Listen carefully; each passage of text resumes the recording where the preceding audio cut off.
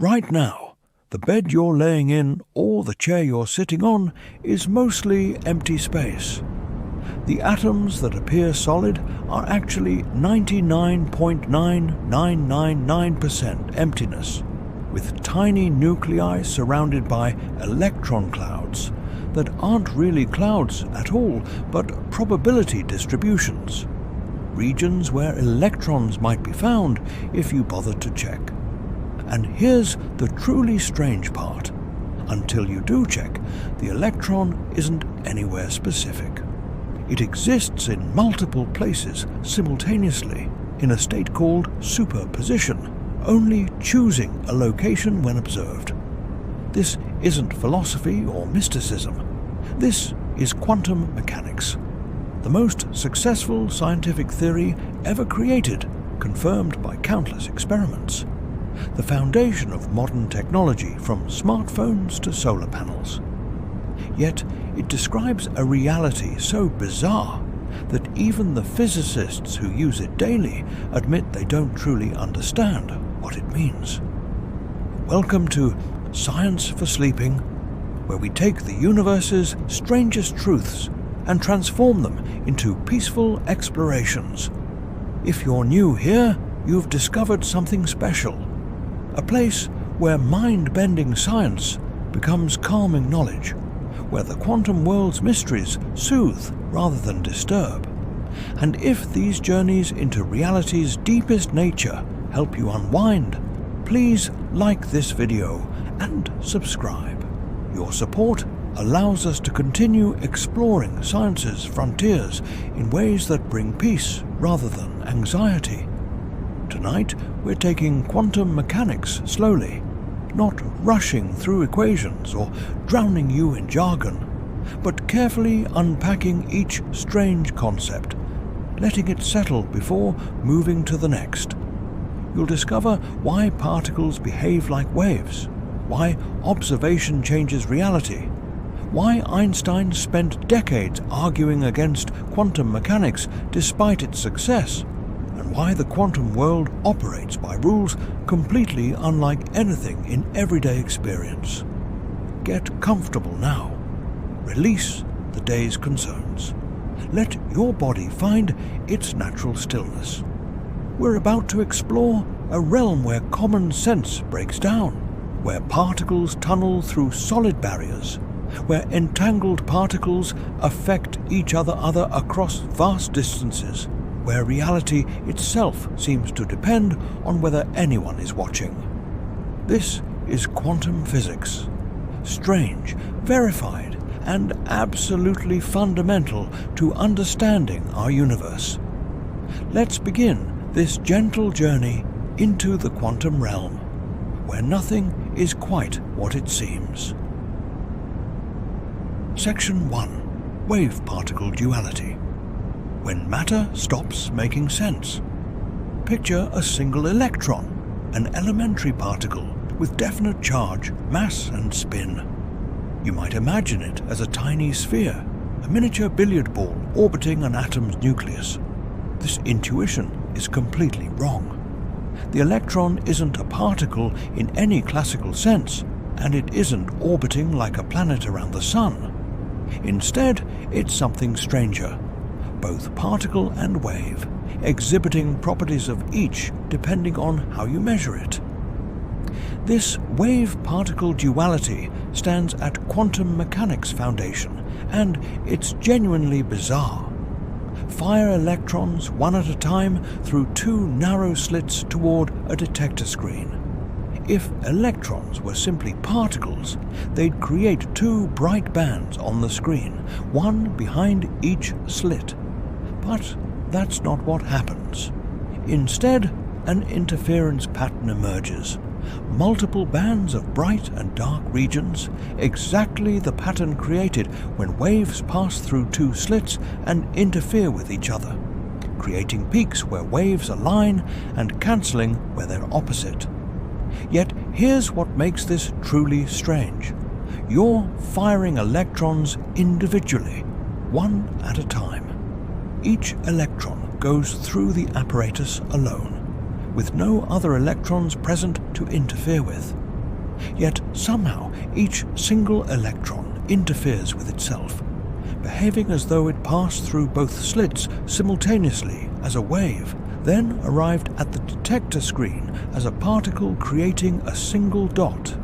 Repeat this process thousands of times, and the dots accumulate into an interference pattern. The electron cannot be simply a particle. Particles don't create interference patterns with themselves, nor can it be simply a wave. Waves don't arrive at screens as discrete dots. The electron is something else entirely, a quantum object that exhibits wave properties, interference, and particle properties, discrete detection, depending on how you observe it. This isn't limited to electrons. Fire photons, light particles, through the same double-slit apparatus, and you get interference patterns. Fire atoms, molecules, even large organic molecules containing hundreds of atoms. Same result. Wave-particle duality isn't unique to tiny particles, but applies to all matter, though it becomes harder to observe as objects get larger because their wavelengths become vanishingly small. Louis de Broglie proposed in 1924 that every particle has an associated wavelength, now called the de Broglie wavelength, calculated from the particle's momentum. For everyday objects like baseballs or people, these wavelengths are so microscopically small that wave properties are undetectable. But for electrons, atoms, and small molecules, wavelengths are large enough that wave properties dominate behavior, creating effects impossible in classical physics. Consider what this means for understanding reality. Matter doesn't have a single nature that you discover through observation. Instead, matter has dual nature, wave and particle aspects, and which aspect manifests depends on how you choose to observe it. Use a detector that measures position precisely, and matter behaves like particles. Use an apparatus that reveals interference, and matter behaves like waves. The object itself doesn't have definite particle-like or wave-like properties independent of observation. These properties emerge through the measurement interaction. This isn't observer dependence in a subjective sense. It's not that your thoughts create reality. Rather, the type of measurement apparatus you use determines which complementary aspect of quantum reality reveals itself. Position and momentum are complementary properties. Measure one precisely, and the other becomes fuzzy. Wave-like and particle-like behaviors are complementary. Set up an experiment to detect one, and the other aspect becomes inaccessible. Niels Bohr formalized this in his principle of complementarity. Quantum objects have multiple complementary aspects that can't all be observed simultaneously. You can observe wave properties or particle properties, but not both at once. The complete description requires both aspects, even though experiments only reveal one at a time. This complementarity is fundamental, not a limitation of technology, but a reflection of how quantum reality works. The double-slit experiment becomes even stranger when you try to determine which slit each electron passes through. Place detectors at the slits to monitor which path the electron takes. Suddenly, the interference pattern vanishes, replaced by the two bright bands expected from particles. The act of measuring which slit the electron passes through destroys the interference, forcing the electron to behave as a particle rather than a wave. This isn't because the detectors physically disturb the electrons. Even extremely gentle measurements that barely interact with electrons still destroy interference. The issue isn't disturbance, but information. when information about which path the electron took becomes available, even if you don't look at it, the wave-like interference disappears. Quantum objects seem to know whether path information exists and adjust their behavior accordingly. Schrödinger captured this wave-like nature mathematically with his wave function, a mathematical description encoding all information about a quantum system. The wave function spreads through space like a wave, containing information about where a particle might be found, but not stating definitively where it is. Only when measured does the wave function collapse, suddenly localizing the particle to a specific position. This wave function collapse remains one of quantum mechanics' most mysterious aspects. Before measurement, particles exist in superpositions, simultaneously in multiple states or locations described by spreading wave functions. Measurement forces the system into one definite state, collapsing the superposition. But what counts as measurement? Does it require a conscious observer? Does collapse happen gradually or instantaneously? These questions remain debated, reflecting deep uncertainty about what quantum mechanics truly means, despite its predictive success. Tonight, settle into this strangeness.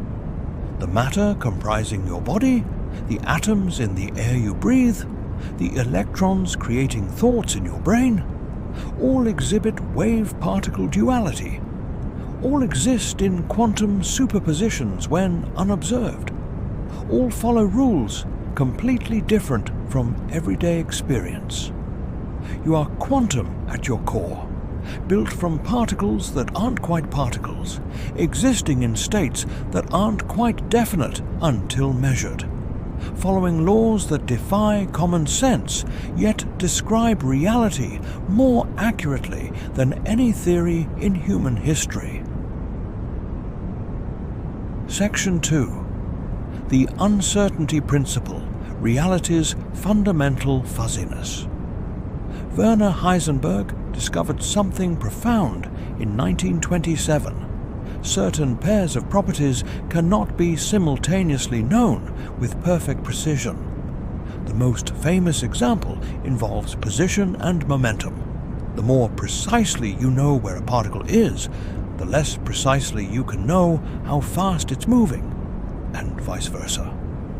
This isn't a technological limitation, but a fundamental feature of reality itself, encoded in the structure of quantum mechanics. The uncertainty principle isn't about measurement disturbing systems, though that's a common misconception. It's deeper. Quantum particles don't have simultaneously definite position and momentum. It's not that they have these properties, but we can't measure them. Rather, the properties themselves are fundamentally indefinite, with only probabilities defined until measurement forces definiteness. Mathematically, Heisenberg's uncertainty relation states that the product of position uncertainty and momentum uncertainty must exceed a specific minimum value, Planck's constant divided by 4 pi. Measure position with extreme precision, small position uncertainty, and momentum becomes highly uncertain, large momentum uncertainty. Allow position to be fuzzy and momentum can be more definite. You can choose where along this trade-off to operate, but you cannot eliminate the fundamental fuzziness. This applies to other complementary pairs. Energy and time have an uncertainty relation. The shorter the time interval during which you measure energy, the more uncertain that energy measurement becomes. This allows quantum systems to borrow energy from vacuum for brief periods, creating virtual particles that pop into existence and vanish on timescales too short for the energy loan to violate conservation laws definitively. Angular momentum components also obey uncertainty relations. Measure the x component of angular momentum precisely, and the y and z components become indefinite. A quantum spinning object doesn't have definite spin in all directions simultaneously, only in one direction at a time, with other directions remaining fundamentally fuzzy. Why does nature impose these limits? The answer lies in wave-particle duality. Waves and particles have complementary descriptions. Particles are localized definite position, indefinite momentum. Waves are spread out, indefinite position, definite momentum, or wavelength, which determines momentum. A quantum object that's both wave and particle can't simultaneously have wave properties spread out, definite wavelength and particle properties, localized definite position. The uncertainty principle is the mathematical expression of this wave-particle complementarity. Consider practical consequences. Electrons orbiting atomic nuclei can't have definite trajectories like planets orbiting the Sun. If electrons had definite positions and momenta, they'd spiral into nuclei within nanoseconds, radiating energy as accelerating charges, and atoms would collapse. But uncertainty principle prevents this. Confining an electron to the tiny volume near a nucleus, definite position, gives it large momentum uncertainty, meaning kinetic energy, which prevents collapse. Atoms are stable because of quantum uncertainty. Matter's existence depends on this fundamental fuzziness. The uncertainty principle also explains why absolute zero temperature is unattainable. At absolute zero, particles would be motionless, zero momentum, and confined to specific locations, definite position, violating the uncertainty principle. Even at the coldest possible temperature, particles retain zero-point energy, minimum energy required by quantum mechanics, ensuring they're never completely at rest or perfectly localized. This zero-point energy has observable consequences. Even in a perfect vacuum at absolute zero, electromagnetic fields fluctuate due to energy-time uncertainty, creating what's called quantum vacuum. These fluctuations are real. Place two uncharged metal plates close together in vacuum, and they experience an attractive force, the Casimir effect, because vacuum fluctuations between the plates differ from fluctuations outside, creating pressure imbalance. This effect has been measured precisely, confirming that quantum vacuum is not truly empty but seething with energy fluctuations. Quantum tunneling is another uncertainty principle consequence. Classical particles can't pass through barriers with energy exceeding their own. A ball can't roll through a hill if it lacks energy to climb over. But quantum particles can tunnel through barriers, appearing on the far side even though they lacked sufficient energy to surmount the barrier classically. This happens because of position energy uncertainty. Confining a particle to one side of a barrier, definite position, creates energy uncertainty, meaning the particle can briefly borrow enough energy to penetrate the barrier, then repay it on the far side. Tunneling enables radioactive decay. Particles escape atomic nuclei despite lacking classical energy to overcome the nuclear force binding them. It enables nuclear fusion in stars. Protons tunnel through electromagnetic repulsion barriers to get close enough for strong nuclear force to bind them, allowing hydrogen fusion that powers the Sun. Without quantum tunneling, stars wouldn't shine, and the universe would be cold, dark, and lifeless. Quantum mechanics forces acceptance that reality is fundamentally probabilistic, not deterministic. Classical physics suggested that knowing every particle's position and momentum would allow calculating the universe's entire future with perfect accuracy, a deterministic clockwork. The uncertainty principle demolishes this. You cannot know every particle's position and momentum simultaneously, even in principle, because these properties aren't simultaneously definite. The future isn't determined by present conditions alone, but involves inherent randomness at quantum scales. Einstein found this deeply troubling. His famous quote, "God does not play dice with the universe," expressed his belief that quantum mechanics must be incomplete. The deeper deterministic theory would eventually explain quantum randomness. He remained skeptical of quantum mechanics until his death in 1955, despite its overwhelming experimental success. Yet no hidden variable theory reproducing quantum predictions while restoring determinism has succeeded. Tests of Bell's inequalities have shown that quantum mechanics' randomness is genuine, not merely apparent. Lie still now and contemplate this. The universe at its foundation is fuzzy, uncertain, probabilistic. Particles don't have definite properties until measured. The future isn't determined by the present.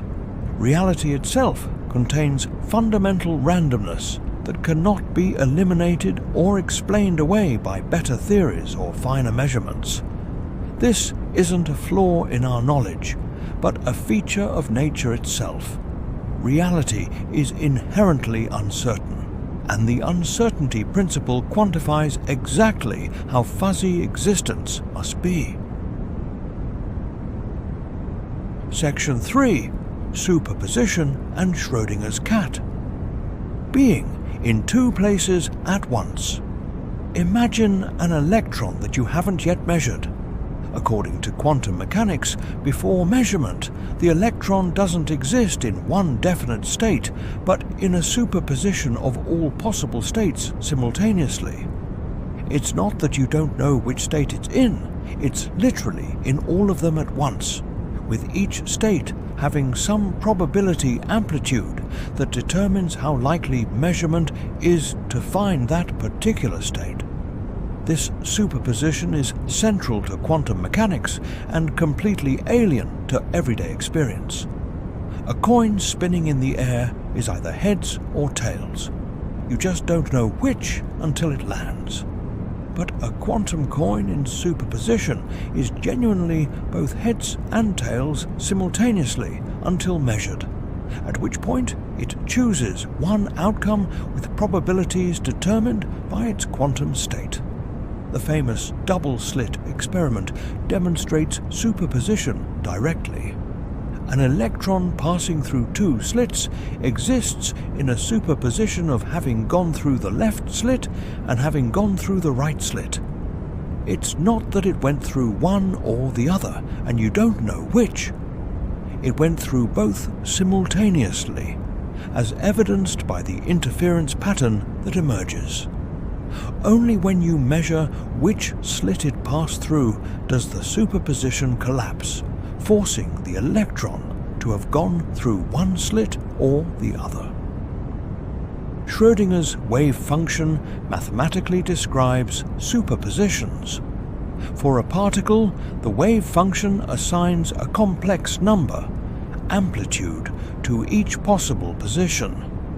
The square of this amplitude's magnitude gives the probability of finding the particle at that position if measured.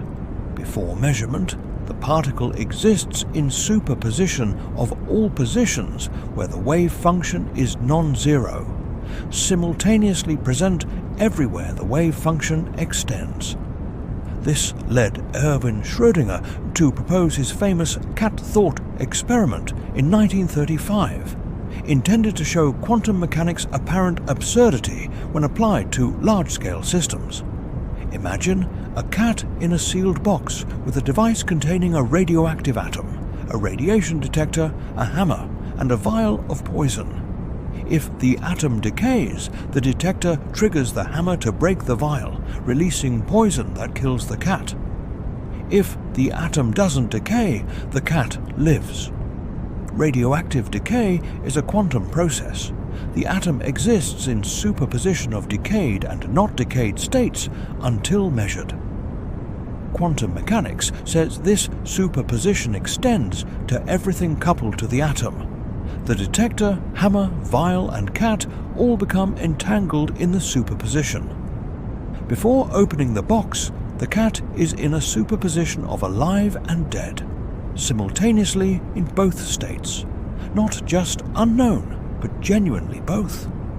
Opening the box and observing the cat constitutes measurement, collapsing the superposition to one definite outcome. But this seems absurd.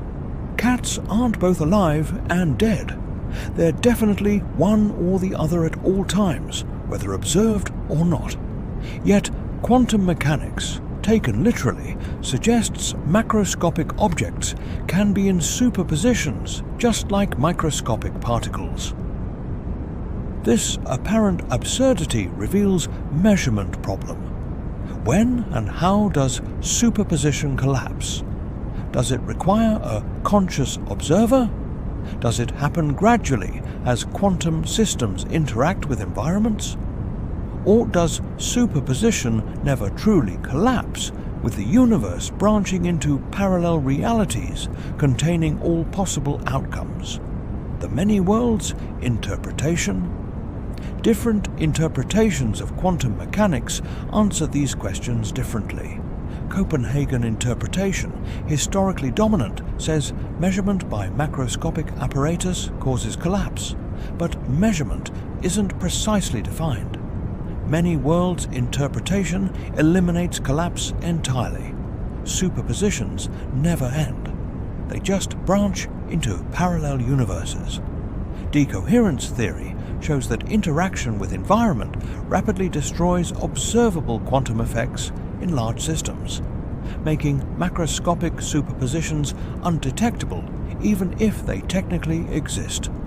Modern experiments can create superpositions of increasingly large objects. Researchers have achieved superposition of molecules containing thousands of atoms, of small mechanical oscillators visible to the naked eye, even of tiny mirrors weighing micrograms. None are alive like cats, but they're large enough to show that quantum effects aren't limited to atomic scales. They persist in objects far larger than atoms, limited primarily by difficulty isolating them from environmental interactions that cause decoherence.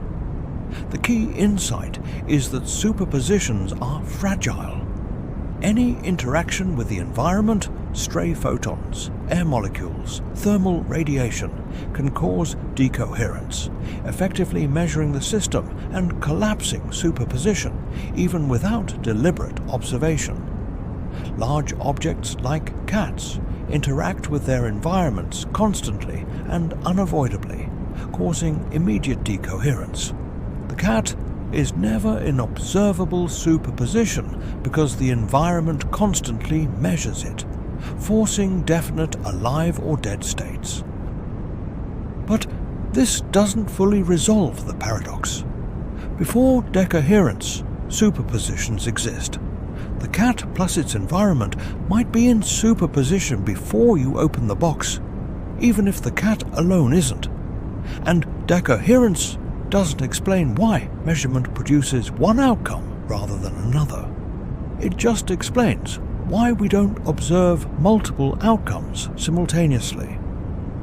The measurement problem remains unsolved, one of quantum mechanics' deepest interpretational puzzles. Quantum computers exploit superposition to perform certain calculations exponentially faster than classical computers. A classical bit is either 0 or 1. A quantum bit, qubit, exists in superposition of 0 and 1 simultaneously. Multiple qubits can be in superpositions of all possible combinations, allowing a quantum computer with n qubits to process 2 to the power of n values simultaneously.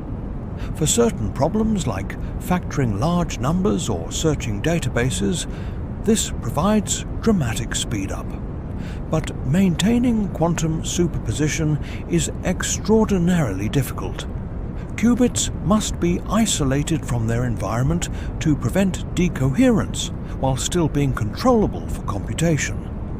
Current quantum computers operate at temperatures near absolute zero, use error correction to compensate for inevitable decoherence, and can only maintain superposition for brief periods before environmental interactions destroy quantum properties.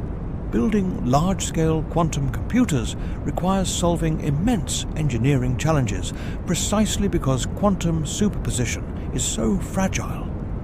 Rest in this strangeness now. Superposition isn't metaphor or approximation. It's literal reality for quantum systems. Particles genuinely exist in multiple states simultaneously until measured. The universe at quantum scales is fundamentally different from macroscopic experience, operating by rules that seem impossible, yet are verified by every experiment designed to test them. Reality is stranger than fiction could imagine, yet comprehensible through mathematics that describes superposition precisely, predicting outcomes that observations confirm, even as the physical meaning of superposition remains mysterious, debated, and profoundly puzzling to physicists and philosophers alike. Section 4. Quantum entanglement. Spooky action at a distance. Create two particles through a process that correlates their properties. Perhaps two photons emitted from a single decay event, or two electrons with opposite spins. These particles are now entangled. Their quantum states are linked in such a way that measuring one instantly affects the other, regardless of the distance separating them. Measure the first photon's polarization, and you instantly know the second photon's polarization, even if it's light years away. This is quantum entanglement, what Einstein called spooky action at a distance, and it's one of quantum mechanics' most counterintuitive predictions. Einstein hated entanglement. In 1935, he and colleagues Boris Podolsky and Nathan Rosen published a paper, the EPR paper, arguing that entanglement proves quantum mechanics is incomplete.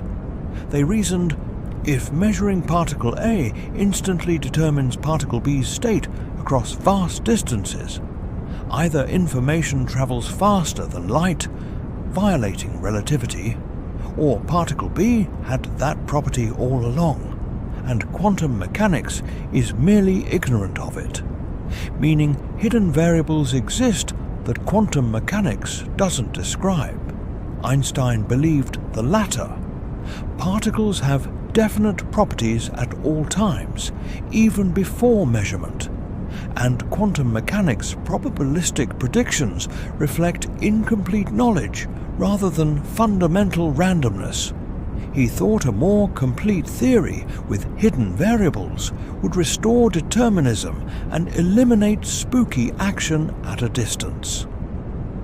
For decades, this remained philosophical debate. Then, in 1964, physicist John Bell derived mathematical inequalities, Bell's inequalities, that any local hidden variable theory must satisfy. Importantly, quantum mechanics violates Bell's inequalities, making specific predictions that differ from any theory where particles have definite properties independent of measurement and where influences can't travel faster than light. Experiments testing Bell's inequalities began in the 1970s and have continued with increasing precision. The results are unambiguous. Bell's inequalities are violated exactly as quantum mechanics predicts. This means Einstein was wrong. There are no local hidden variables. Either particles don't have definite properties until measured, quantum mechanics is complete, or influences can travel faster than light, locality is violated, or both. Most physicists conclude that quantum mechanics is complete, and particles genuinely don't have definite properties before measurement. Entanglement creates correlations stronger than any classical system can produce. Correlations that seem to require faster-than-light influence, yet don't actually allow faster-than-light communication, preserving relativity's spirit, if not its letter. Here's why entanglement doesn't enable faster-than-light communication. Measurement outcomes are random. When you measure an entangled particle, you get a random result. You can't control whether you get spin up or spin down. The person measuring the distant entangled partner also gets a random result. Only by comparing measurements do the correlations become apparent. But comparing measurements requires classical communication, which is limited by light speed. So, despite entanglement creating instant correlations, usable information still can't travel faster than light. Think of entanglement not as one particle influencing another, but as the two particles sharing a single quantum state. They're not separate systems with individual states, but one system with a single joint state that can't be described by specifying each particle's properties independently. Measuring one particle reveals information about the joint state, which instantly tells you what measuring the other particle will show, without any influence traveling between them. This non-local aspect of quantum mechanics, where distant events are correlated in ways exceeding what local interactions can create, is now considered a fundamental feature of reality. Space doesn't separate quantum systems the way we intuitively expect. Entangled particles remain part of a single quantum whole, regardless of spatial separation, violating the principle that distant objects are independent. Entanglement isn't just two-particle phenomenon. Multiple particles can be entangled in complex ways, creating states like GHZ states, named after Greenberger, Horn, and Zeilinger, where three or more particles exhibit correlations impossible in any classical system. These multi-particle entangled states are even stronger violations of classical intuition and enable more sophisticated quantum information processing. Quantum teleportation uses entanglement to transfer quantum states between distant locations.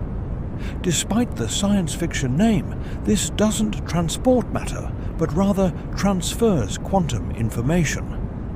If Alice has a qubit in an unknown state and shares an entangled pair with Bob, she can measure her qubit together with her half of the entangled pair, then send measurement results to Bob classically.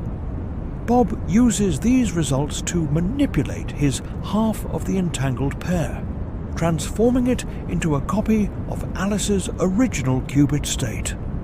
The original qubit is destroyed in Alice's measurement. No cloning theorem forbids copying quantum states, but its state reappears at Bob's location. This teleportation requires classical communication of measurement results, so information still travels at light speed or slower. But quantum information, the qubit's specific superposition, gets transferred using entanglement plus classical communication, enabling quantum communication protocols impossible without entanglement. Quantum cryptography exploits entanglement to create provably secure communication. If two parties share entangled particles, they can use measurements on these particles to generate encryption keys. Any eavesdropper attempting to intercept or measure the particles will disturb their quantum states, creating detectable errors that reveal the eavesdropping.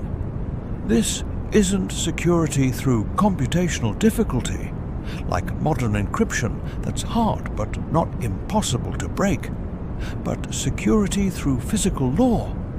Eavesdropping necessarily disturbs quantum states in detectable ways. Commercial quantum cryptography systems already exist, though they face practical limitations like transmission distance and key generation rates. Still, they demonstrate that quantum mechanics' strange properties have real-world applications, enabling secure communication that classical physics cannot achieve. Lie quietly now, considering that entanglement connects particles across space in ways that seem impossible, yet are real. The universe contains hidden connections, non-local correlations, quantum links between distant events that don't involve any influence traveling through the space between. Einstein's spooky action is genuine, confirmed by experiments, and fundamental to how quantum reality works. The world is not a collection of independent objects separated by space, but an interconnected quantum whole, where distant parts remain correlated in ways that defy classical understanding, yet obey mathematical laws we can describe precisely even while their physical meaning continues to puzzle us. Section 5. Quantum fields. What particles really are. Everything we've discussed so far treats particles as primary objects that happen to obey quantum rules. But modern physics goes deeper. Particles aren't fundamental objects at all, but rather excitations of quantum fields pervading all space. This is quantum field theory, the framework underlying the standard model of particle physics and our deepest understanding of matter, energy, and forces. Imagine empty space, not as true emptiness, but as filled with invisible fields. An electron field, a photon field, a quark field, and others for each particle type. These fields exist everywhere, permeating the universe, with values at every point in space. Normally, these fields are in their ground state, minimum energy configuration. But when the field is excited above ground state, that excitation appears to us as a particle. An electron isn't a tiny object moving through space, but rather a localized excitation traveling through the electron field. Create sufficient energy in the electron field at some location, and an electron appears. That electron is the field's excitation, not something separate from the field. Destroy the electron through matter-antimatter annihilation, for instance, and the excitation disappears, returning the field to ground state and converting excitation energy into other forms. Typically, photon field excitations we observe as gamma rays. This explains why all electrons are identical. They're not separately created objects that happen to share properties. They're all excitations of the same underlying field, so naturally they have identical charge, mass, and spin. The electron field's properties determine every electron's properties, just as waves on water all share properties determined by water's characteristics. Photons are excitations of the electromagnetic field. Light is the electromagnetic field in excited state, with photon number and properties determined by how the field is excited. Radio waves, visible light, X-rays, gamma rays, all are electromagnetic field excitations, differing only in frequency, which determines photon energy through Planck's relation E equals hf. Forces in this picture are exchanges of field excitations. Electromagnetic force results from electrons exchanging virtual photons, brief excitations of the photon field that exist too briefly for energy conservation to definitively forbid them, via energy-time uncertainty, carrying momentum between charged particles, creating what we observe as electromagnetic force. All forces work this way. Gravitational force involves graviton exchange, if quantum gravity exists. Strong nuclear force involves gluon exchange. Weak nuclear force involves W and Z boson exchange.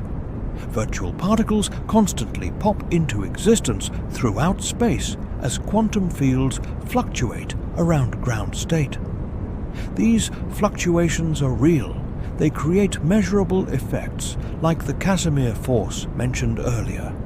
Even empty vacuum seethes with activity as fields fluctuate quantum mechanically, creating particle-antiparticle pairs that exist briefly before annihilating, borrowing energy from vacuum on timescales, permitted by uncertainty principle. This picture resolves some quantum mysteries. Wave-particle duality is natural when particles are field excitations. Fields are wave-like, spreading through space, interfering with themselves. But excitations are particle-like, localized, discrete. The electron doesn't have separate wave and particle aspects. It's a field excitation, which is inherently both wave-like and particle-like, depending on how you observe it. Quantum field theory also naturally incorporates special relativity, making it the framework for understanding high-energy physics, where relativistic effects are important. The standard model, quantum field theory of all known particles, and 3 of 4 fundamental forces, is the most successful theory in physics, predicting experimental results with extraordinary precision across enormous energy ranges. Consider the Higgs field, the field whose 2012 discovery at the Large Hadron Collider confirmed the Standard Model's final predicted particle. The Higgs field pervades space, sitting in non-zero ground state everywhere. Other fields interact with this non-zero Higgs field, and these interactions give particles mass. Particles interacting strongly with Higgs field, like W and Z bosons, are heavy. Particles interacting weakly or not at all, like photons, are massless. Mass is not intrinsic property. Particles possess, but emerges from interactions with Higgs field permeating space. Quantum field theory explains particle creation and annihilation naturally. Provide sufficient energy to excite an electron field, and an electron appears, along with a positron to conserve charge, exciting the positron field. Colliding particles at high energies can create particle showers. Numerous new particles emerging as collision energy excites various quantum fields. These particles aren't hidden in the originals, but genuinely created from energy, demonstrating mass-energy equivalence and field excitation mechanisms. Antimatter is also natural in quantum field theory. Every matter field has corresponding antimatter field. Electrons come from electron field excitations, positrons from positron field excitations. These fields are related. Positrons are sometimes described as electrons moving backward in time, though this is interpretational. What's clear is that every particle type has an antiparticle counterpart, and matter-antimatter pairs can be created from or annihilated into pure energy. The vacuum in quantum field theory is not empty but complex. It's the state where all fields are at ground level. Yet these ground states contain structure and energy. Different vacuum configurations might be possible, each with different physical constants and particle properties. Our universe occupies one particular vacuum state, but others might exist, perhaps in different cosmic regions or in other universes, if multiverse theories are correct. Settle into this perspective now. You're not made of particles in the traditional sense, but of patterns of excitation in quantum fields pervading space. The electrons in your atoms are electron field excitations. The quarks in your protons and neutrons are quark field excitations. The photons creating your vision are electromagnetic field excitations. You're a temporary configuration of field energy organized in stable patterns we call matter, existing as long as these patterns persist, eventually to decay and transform, returning field excitations to other configurations, redistributing energy into new forms, illustrating that solid matter is actually dynamic field excitations, maintaining stable patterns for a time before changing, evolving, transforming into other excitations of the fundamental fields that constitute physical reality. Many worlds interpretation, proposed by Hugh Everett in 1957, eliminates collapse entirely. In this view, wave functions never collapse. They keep evolving smoothly, but the universe continually branches into parallel versions corresponding to all possible measurement outcomes. When you measure a particle's spin, the universe splits into one branch where you measure spin up and another where you measure spin down. Both outcomes occur in different branches, and you experience only one branch, unaware of other versions of yourself experiencing other outcomes. Many worlds sounds like science fiction, but it's taken seriously by many physicists because it solves measurement problem without adding anything beyond Schrödinger's equation. No collapse mechanism is needed, just straightforward quantum evolution. The price is accepting that countless parallel universes exist, forever inaccessible to each other, containing all possible quantum outcomes. Decoherence theory provides mathematical framework for understanding how quantum systems interacting with environments rapidly lose observable quantum coherence. A quantum system isolated from its environment can maintain superposition indefinitely, but realistic systems constantly interact with surrounding particles, fields, and radiation.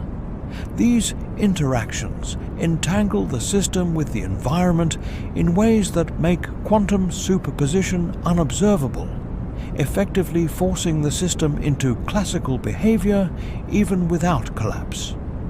Decoherence explains why we don't observe macroscopic superpositions. Large objects like cats interact so strongly with their environments that decoherence is nearly instantaneous, making quantum effects invisible.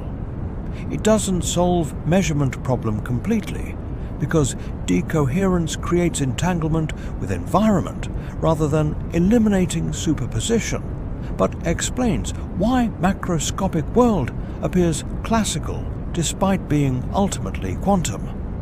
Some physicists explore objective collapse theories, where wave function collapse is a physical process that occurs spontaneously when certain conditions are met, perhaps when systems exceed certain mass or complexity thresholds.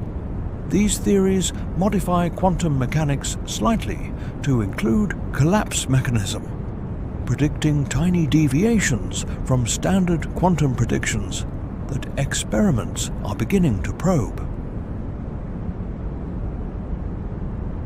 Thank you for listening. Rest peacefully tonight, and please like and subscribe for more.